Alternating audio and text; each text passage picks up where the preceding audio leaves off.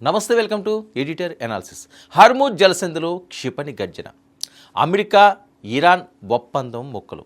ఇక పసిఫిక్ నుంచి Persian Gulf వరకు అలజడి. గల్ఫ్లో మళ్ళీ రగులుతున్న చమురు మంటలు. హర్ముజ్ జలసంధిలో ట్యాంకర్పై మరోసారి దాడి. Khamenei serious warning.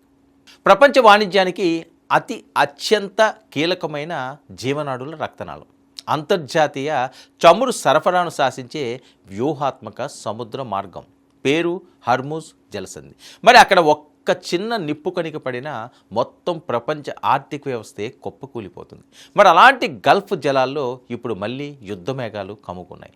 America Iran దేశాల మధ్య కూడిన చారిత్రాత్మక శాంతి ఒప్పందం 3 నాళ్ల ముచ్చటగానే మిగిలిపోయిందా? మరి పశ్చిమాసియాలో శాంతిని నెలకొల్పుతామంటూ ఇరు దేశాలు చేసుకున్న సంతకాలపై సిరా ఆరకముందే క్షిపణులు గాల్లోకి లేచాయి, డ్రోన్లు నిప్పులు చెరిగాయి. శాంతి వచనాలు పలికిన అగ్రరాజ్యం అమెరికా, ఇస్లామిక్ దేశం ఇరాన్లు కాల్పుల విరమణ ఒప్పందాన్ని గాల్లోకి లేపేస్తూ పరస్పర దాడులతో పగ ప్రతీకారాల రణరంగాన్ని సృష్టించాయి. మరి సరిగ్గా ఇదే తరుణంలో హర్ముజ్ జలసంధిలో ప్రయాణిస్తున్న ఒక భారీ చమురు ట్యాంకర్ను గుర్తు తెలియని క్షిపణి వచ్చి బలంగా ఢీకొట్టింది. ఆ నౌక వంతెన ధ్వంసమయ్యింది. ఈ ఒక్కదాడికే పశ్చిమాసియాలో అగ్నిగుండంగా మారిపోయింది. తాము చూస్తూ ఊరుకోమని, తమ ప్రతిస్పందన అత్యంత వేగంగా, ఊహించని రీతిలో తీవ్రంగా ఉంటుందని ఇరాన్ సుప్రీం లీడర్ ఖమేనీ వర్గం నుంచి నేరుగా హెచ్చరికలు వచ్చాయి. అసలు హర్ముజ్లో ఏం జరుగుతుంది? కుదిరిన శాంతి ఒప్పందాన్ని ఉల్లంఘించింది ఎవరు? పసిఫిక్ తీరం నుంచి పర్షియన్ గల్ఫ్ వరకు నడుస్తున్న ఈ గ్లోబల్ జియో పొలిటికల్ వార్ వెనుక ఉన్న అసలు సీక్రెట్ ఏంటి అన్నది ఇప్పుడు బర్నింగ్ టాపిక్గా మారింది. కొన్ని నెలల ఉత్కంఠ తర్వాత పశ్చిమాసియాలో యుద్ధానికి ముగింపు పాడుతూ అమెరికా ఇరాన్ దేశాల మధ్య ఒక మధ్యంతర శాంతి ఒప్పందం కుదిరింది. దాంతో హర్ముజ్ జలసంధిలో ఇన్నాళ్ళు నిలిచిపోయిన వందలాది వాణిజ్య నౌకలు, చమురు ట్యాంకర్లు ఊపిరి పీల్చుకున్నాయి. అంతా సవ్యంగా సాగుతుంది, అంతర్జాతీయ మార్కెట్కు చమురు సరఫరా యథావిధిగా అందుతుంది అనుకుంటున్న తరుణంలో ఒక్కసారిగా ఒక భయంకరమైన వార్త ప్రపంచాన్ని వణికించింది. హర్ముజ్ జలసంధి గుండా పనామా జెండాతో పయనిస్తున్న కికు అనే చమురు ట్యాంకర్పై ఒక గుర్తు తెలియని క్షిపణి దాడి చేసింది. ఈ విషయాన్ని బ్రిటన్ మ్యారిటైన్ భద్రతా సంస్థ UKMTO అధికారికంగా ధృవీకరించింది. క్షిపణి దాడికి ఆ భారీ నౌక వంతెన భాగం పూర్తిగా దెబ్బతింది. అదృష్టవశాత్తు నౌకలోని సిబ్బంది అంతా సురక్షితంగా బయటపడినప్పటికీ ఈ దాడి ప్రపంచ దేశాల గుండెల్లో రైళ్లు పరిగెత్తిస్తుంది. అసలు ఆ క్షిపణి ప్రయోగించింది ఎవరు? ఎవరి స్కెచ్ ప్రకారం ఈ దాడి జరిగింది అనే ప్రశ్నలపై ఇప్పటికీ సస్పెన్స్ కొనసాగుతుంది. మరి ఈ క్షిపణి దాడి అకస్మాత్తుగా జరిగింది కాదు. దీని వెనుక దశాబ్దాల నాటి పొలిటికల్ బద్ధశత్రుత్వం దాగి ఉంది. శాంతి ఒప్పందం కుదిరినప్పటికీ ఇరు దేశాల మధ్య అంతర్గతంగా రగులుతున్న నిప్పు చల్లారలేదు. ఒప్పంద నిబంధనలను బేఖాతరు చేస్తూ ఇరాన్పై అమెరికా అకస్మాత్తుగా వైమానిక దాడులకు తెగబడింది. దాంతో ఒక్కసారిగా సీన్ రివర్స్ అయ్యింది. అమెరికా జరిపిన దాడులకు ప్రతీకారంగా ఇరాన్కు చెందిన Islamic revolutionary guards cars Gulf ప్రాంతంలో ఉన్న అమెరికా సైనిక స్థావరాలపై డ్రోన్లు, క్షిపణులతో విరుచుకుపడింది. అటు బహ్రెయిన్ను లక్ష్యంగా చేసుకుని ఇరాన్ పంపిన డ్రోన్లు అక్కడ విధ్వంసం సృష్టించాయి. ఈ పరస్పర దాడుల పరంపరతో పశ్చిమాసియాలో కుదిరిన శాంతి ఒప్పందం కేవలం కాగితాలకే నేడు పరిమితమైపోయింది.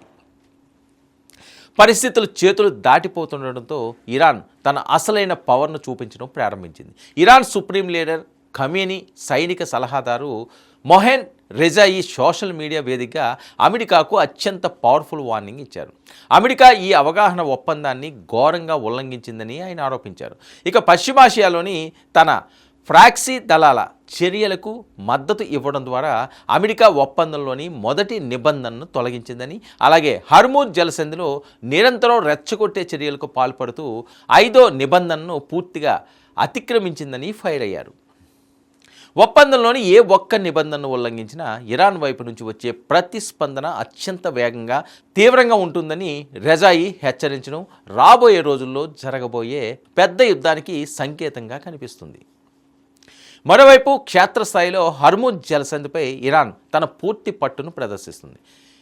హర్ముజ్ జలసంధి గుండా ప్రవేశించడానికి, అలాగే బయటకు వెళ్ళడానికి అనుమతి కోరుతున్న అంతర్జాతీయ వాణిజ్య నౌకల సంఖ్య విపరీతంగా పెరిగిపోయిందని ఇరాన్ ప్రభుత్వ టెలివిజన్ అధికారికంగా ప్రకటించింది.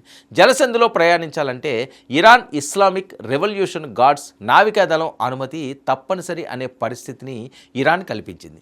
ఇది ఐఆర్టీసీ నావికాదళ అధికారిక ఫలితమేనని ఇరాన్ గర్వంగా ప్రకటించుకోవడం గల్ఫ్ రీజన్లో తమను దాటి ఎవ్వరూ కూడా అడుగు పెట్టలేరని సంకేతాన్ని అగ్రరాజ్యానికి పంపడమేనని అంతర్జాతీయ విశ్లేషకులు భావిస్తున్నారు. ఇక ఇరాన్ పట్టు బిగిస్తుంటే అమెరికా కూడా ఊరికే కూర్చోలేదు. తన మైండ్ గేమ్కు పదును పెట్టింది. హర్మూజ్ జలసంధి ద్వారా చమురు రవాణా నిలిచిపోకుండా ఉండేందుకు అమెరికా నావికాదళం సరికొత్త వ్యూహాన్ని రచించింది.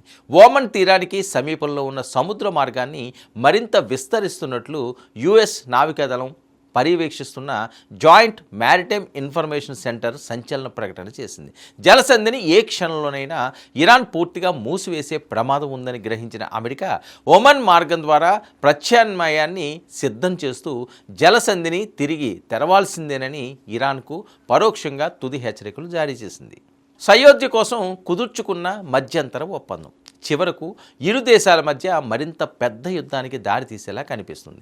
పర్షియన్ గల్ఫ్ అంతటా సాగుతున్న ఈ డ్రోన్ దాడులు, చమురు ట్యాంకర్లపై క్షిపణి దాడులు పశ్చిమాసియాలో ముగిసిపోవాలనుకున్న యుద్ధాన్ని మళ్ళీ అదుపు తప్పి ప్రమాదంలోకి నెట్టేస్తున్నాయి. మరి ఈ గ్లోబల్ జియో పొలిటికల్ వార్లో ఏ క్షణంలో ఏం జరుగుతుందో ఎవ్వరూ ఇప్పుడు ఊహించలేకపోతున్నారు. అమెరికా ఒత్తిడికి ఇరాన్ తల ఉంచుతుందా, లేక హర్మూజ్ జలసంధిని అడ్డు పెట్టుకుని ప్రపంచ చమురు మార్కెట్ను ఇరాన్ దిగ్బంధిస్తుందా?